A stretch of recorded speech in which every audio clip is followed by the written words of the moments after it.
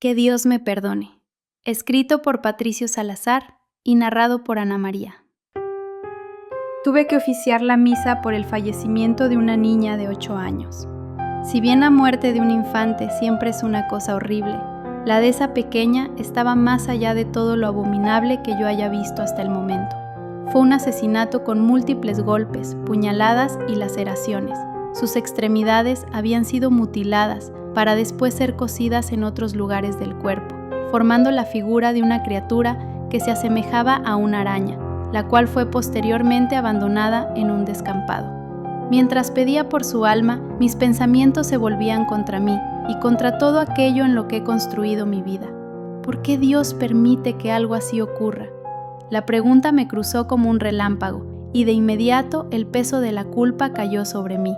Años de servicio, años de aconsejar a otros que confiaran en los misterios del plan divino, y aún así, frente a un crimen de semejante naturaleza, sentí cómo la fe se me aflojaba. Esa misma tarde, un hombre entró a la iglesia sin levantar la mirada y se dirigió directo al confesionario.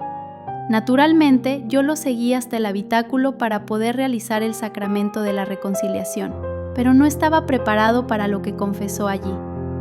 Padre, yo maté a esa pequeña. Nunca en todos mis años de servicio una confesión me había perturbado tanto. No fueron solo las palabras, fue la forma en que las pronunció, sin evasivas, sin temblor en la voz, ni remordimiento alguno. Me hizo sentir que estaba escuchando la voz del demonio.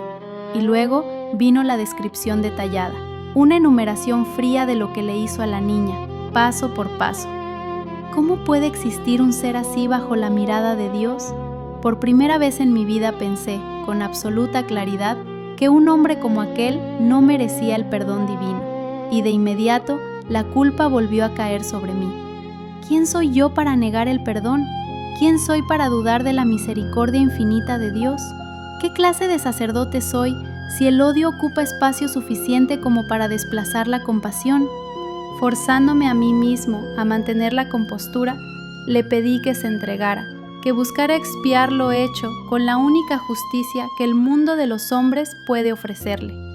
Él no respondió, salió del confesionario y abandonó el recinto en completa calma. Debieron pasar 4 días, quizás 5, cuando él regresó a mí. Apareció en la puerta del templo y entró al confesionario directamente, tal y como lo hizo la primera vez. Padre, he matado a otra pequeña.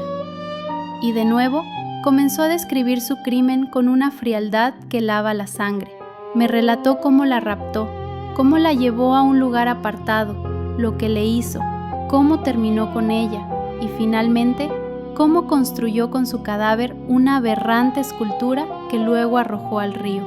Sus palabras eran tan precisas que parecían relatar un procedimiento quirúrgico, no un crimen nacido de la más nefasta crueldad. Una vez más le pedí que se entregara, y una vez más se marchó en silencio. Esa noche no pude dormir. Pasé horas sentado en la penumbra de mi habitación, mientras una duda corrosiva me atravesaba. ¿Debía revelar su secreto? A los ojos de Dios, romper el sello de la confesión es tan grave como matar a un inocente. La doctrina es muy clara en ese aspecto. Mis manos estaban atadas. A la mañana siguiente, las noticias confirmaron lo que ya sabía. El cuerpo de una menor había sido encontrado río abajo, mutilado y cosido en una escultura grotesca semejante a un pez, tal y como él me la había descrito. Sentí que era como si yo hubiera matado a esa pequeña niña, pues de haber denunciado el primer asesinato, él ya estaría entre rejas, y aquel espantoso crimen no se habría cometido. Fue mi silencio lo que permitió que volviera a matar. Pasó un mes en el que nada pasó, un mes entero en el que intenté convencerme de que no volvería a encontrarlo otra vez en el templo, de que quizá el horror había terminado para siempre.